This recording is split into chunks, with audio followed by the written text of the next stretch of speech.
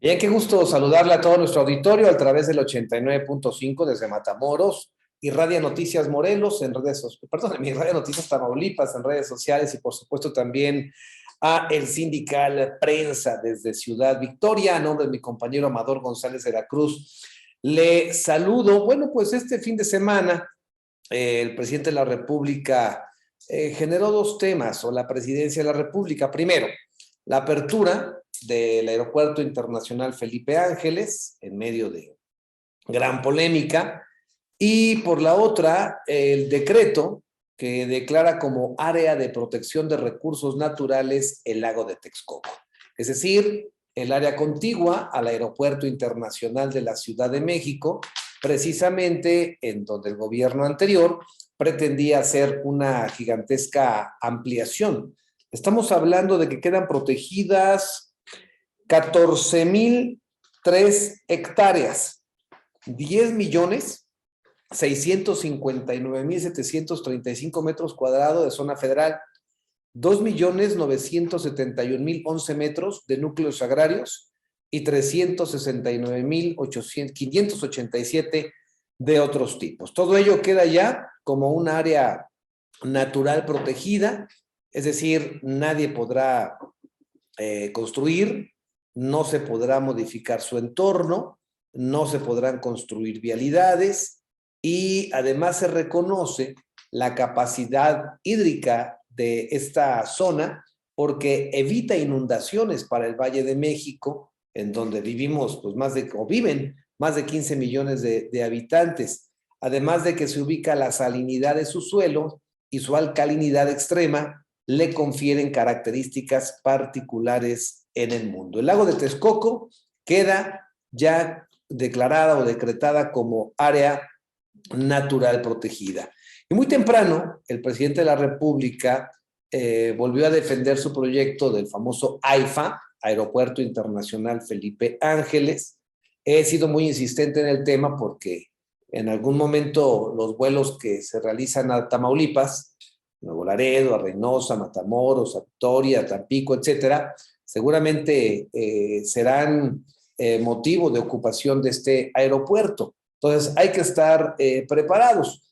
El presidente de la República expresó que la obra generó molestia, generó polémica, pero dice él que se cayeron los argumentos con los que se afirmaba que no se acabaría la obra o que esta sería de mala calidad. Hoy le tengo el punto de vista de dos compañeros editorialistas que, pues desde su visión, ven distintas las cosas. Es decir, para uno es la gran obra y para otra visión es precisamente lo contrario, por las características técnicas que los aeropuertos deben de tener para hacer garantía de amplitud, de extensión, de crecimiento, de servicio, ¿no? De eso se trata. Recordamos en otros momentos las ciudades importantes como Nueva York, como París, como, ¿qué más le puedo yo decir? Como Beijing, como Inglaterra, en la parte de Londres, cuentan con varios aeropuertos, es decir, no se limita el servicio aeroportuario a una sola terminal por la gran cantidad de tráfico. Y es el caso precisamente de la Ciudad de México, en donde si bien es cierto se tenía el alternativo de la ciudad de Toluca, estamos hablando de otra área metropolitana, pues también había quedado saturado.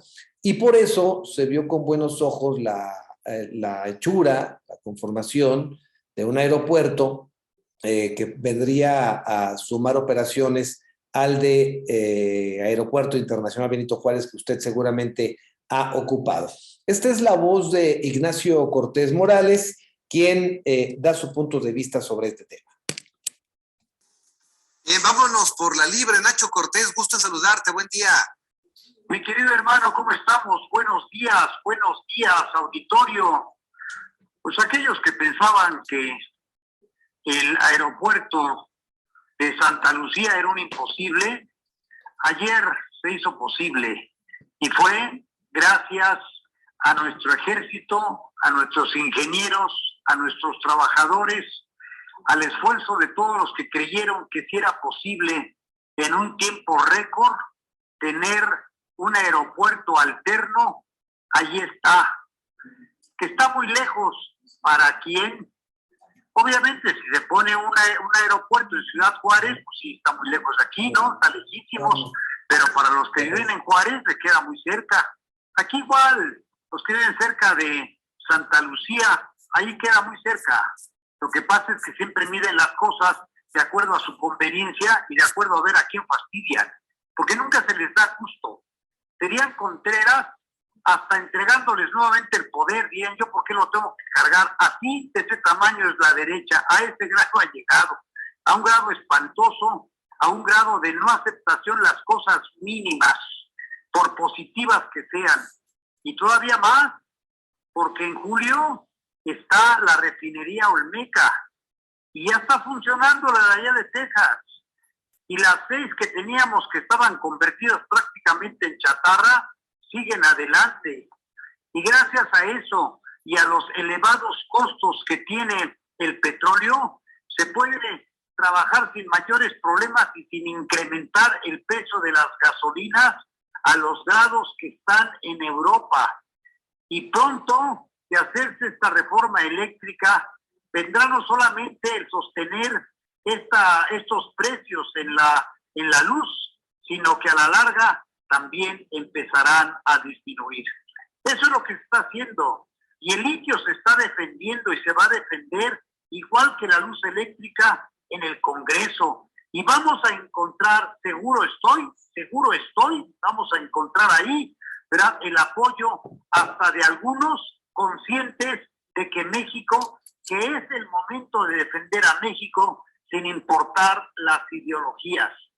Decía bien claro el general Negrete, poblano, por cierto, antes patria que partido, cuando la invasión, y llegó siendo de los conservadores a ponerse a las órdenes de los ejércitos federales para combatir al extranjero. Aquí también algunos diputados conscientes de lo que es México y de que su obligación es para con México, van a votar en favor de esta industria eléctrica y al final vamos a tener que esta industria y el litio van a ser nuestros. Y con ello toda esta vertiente que nos llevó al despeñadero de las reformas energéticas van a terminar anuladas y nuestro país va a ser autosuficiente en la cuestión energética. Y todavía nos falta mucho para ser independientes en la cuestión tecnológica. Para eso se requiere un gran aporte y un gran apoyo para la educación, que por cierto, verás, gracias a las gestiones de nuestras autoridades, ya vienen dineros frescos para resolver el problema de la universidad, verás, del edificio, ya vienen los dineros frescos, y eso también hay que reconocerse. Hay que estar abiertos para las cosas positivas, hay que hacer crítica y muy fuerte y muy severa, pero también hay que hacer las cosas positivas y hay que verlas, como también hay que ver esto que me parece que es. Bien, ahí es el punto de vista de nuestro compañero Nacho Cortés. El complemento hablaba ya de una cosa ajena al aeropuerto. Le comento, el Felipe Ángeles tiene lógicamente características nobles y al mismo tiempo pues apenas es una posición de arranque, o sea, no se le puede exigir el todo por el todo a la terminal aérea. Un solo vuelo internacional hasta el momento es el que ha quedado, digamos, como autorizado y acreditado y lo tiene en este momento en la aerolínea venezolana, en vuelos a Caracas, ida y vuelta. Y aerolíneas locales que están ofreciendo precisamente la alternativa de poder volar y arribar desde su espacio. ¿Qué se le critica en este momento al aeropuerto? Que no tiene conectividad. Es decir, que usted no puede ocupar la sede, son 14 puertas, 14 plataformas las que tienen habilitadas, y bueno, pues no tiene la capacidad para dar el siguiente paso en una primera etapa. Eso es parte de la crítica que se está haciendo. Es Fabio Fuentes Villalobos, quien ahora comenta sobre este tema, con una visión, pues usted lo habrá de notar, muy diferente a la que plantea nuestro compañero Ignacio Cortés, pero bienvenida a la pluralidad. De eso se trata precisamente el ejercicio periodístico imparcial. Escuchemos a Fabio Fuentes Villalobos. Gracias, Teodoro Rentería. Amigas y amigos de Irradia, muy buenos días. Bueno, en las redes sociales de un servidor he subido constantemente información basada tanto en mi experiencia que tuve de ser 6 años reportero del Aeropuerto Internacional de la Ciudad de México y, por supuesto, oportunidad que tuve para poder conectarme con controladores aéreos, sobrecargos, asociación de pilotos, hasta los maleteros. Bueno, en fin, toda la logística que tiene que ver con una terminal aérea.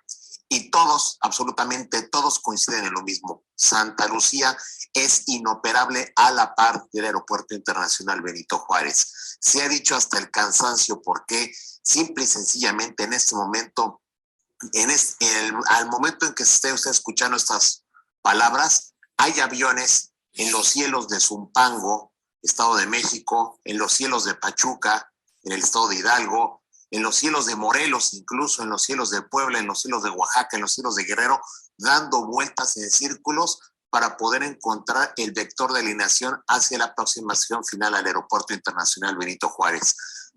La peor de las noticias es que los vectores de aproximación final al aeropuerto capitalino, muchos de ellos van directamente sobre la terminal aérea de Santa Lucía, que lo que vimos ayer fue un espectáculo degradante. En vez de parecer un aeropuerto internacional, como tanto lo presumieron, parecía que estábamos viendo la terminal del metro Pantitlán en horas pico, venta de tlayudas. Imagínense, estampitas y fotografías del presidente López Obrador, como cuando venía el Papa Juan Pablo II y se ponían afuera de la basílica o de las iglesias a vender las imágenes pontificias. Eso es lo que vimos ayer. Un aeropuerto que tiene 14 posiciones de contacto contra más de 100 posiciones de contacto que íbamos a tener con el aeropuerto de Texcoco. No es un hub. Para quienes no lo comprendan, la palabra HV, hub, significa que es un centro de transferencia de aerolíneas, que es un centro de conexiones. Santa Lucía no es un centro de conexiones, es un aeropuerto que va a servir regionalmente en vuelos punto a punto. Haga usted de cuenta, pues como ahora, ¿no? De Villahermosa al aeropuerto Felipe Ángeles, y el avión se regresa, no crean que se queda ahí a hacer base. Lo mismo ocurre con los destinos de Guadalajara, Monterrey y Mérida. Entonces, ¿qué pasa? Si en el caso de un servidor vuela de Mérida al aeropuerto Felipe Ángeles, ya, si yo quisiera volar a cualquier otro punto de la República o al extranjero, simple y sencillamente no se va a poder porque ese aeropuerto no tiene conectividad con el mundo. Se va a tener que seguir utilizando por los siglos de los siglos, según lo que se está viendo, el Aeropuerto Internacional de la Ciudad de México. Es una exageración que decimos así, en el sentido de que no se optó por cerrar ese aeropuerto, el Benito Juárez, viejo, sobrepasado e insegurísimo, y que Texcoco nos iba a dar la solución. ¿Por qué? Muy simple, porque iba a manejar 4 pistas y un centro de conexiones, un hub. Entonces esto nos iba a permitir tener el mayor centro de conectividad de América Latina, el que ahora en este momento tiene la ciudad de Panamá, el aeropuerto de Panamá, porque ellos sí los entendieron y dijeron, bueno, ya que los mexicanos la dejaron ir, crecieron su aeropuerto y es un hub, insisto, un centro de conexiones de aerolíneas. ¿Qué va a pasar con Santa Lucía? No es operable simultáneamente al aeropuerto capitalino. Lo insistimos, lo dicen pilotos, lo dicen controladores aéreos. Bueno, incluso rediseñaron las rutas de aproximación, y ¿qué creen? Los propios controladores de antaño, incluso los jubilados, dicen, es una barbaridad lo que están haciendo. Hay páginas de internet que se dedican a rastrear la trayectoria de los vuelos y usted se puede ir de espaldas, insisto, en las redes sociales de un servidor lo puede verificar, los aviones haciendo círculos y círculos en compás de espera debido a la altísima densidad de tráfico para poder encontrar aproximación final a la pista 5 derecha o 5 izquierdo o 23 izquierdo o 23 derecha, según se le quiera ver, en el aeropuerto capitalino. En el aeropuerto Felipe Ángeles, ¿hasta dónde va a llegar? pinta para convertirse en otro elefante blanco como fue el aeropuerto de Toluca. Celebraron con bombo y platillo la inauguración del Felipe Ángeles. Por cierto, por si no están informados, únicamente el 50% del edificio terminal de lo que fue proyectado en el plano original es lo que inauguraron ayer. Únicamente la mitad del edificio terminal fue inaugurado. Pero como esto no se lo dicen a la gente, se imaginan que el aeropuerto está terminado y como si tuviera quién sabe cuántas posiciones de contacto. No las tiene. No las tiene. Este es un aeropuerto que está completamente a la deriva y no sabemos hasta dónde va a llegar esta locura y ocurrencia. El presidente ayer presumió que llegó en 45 minutos desde Palacio Nacional al aeropuerto de Santa Lucía. Claro, si salió a las 5 de la mañana, en día festivo, pues hasta yo llego a Cuernavaca en 10 minutos. En fin, la locura y los delirios. Felipe Ángeles, así como los mamuts, un elefante blanco. Mi comentario. Bien, es el comentario de nuestro compañero Fabio Fuentes Villalobos. Con esto dejamos el tema, vamos a un bloque comercial y regresamos.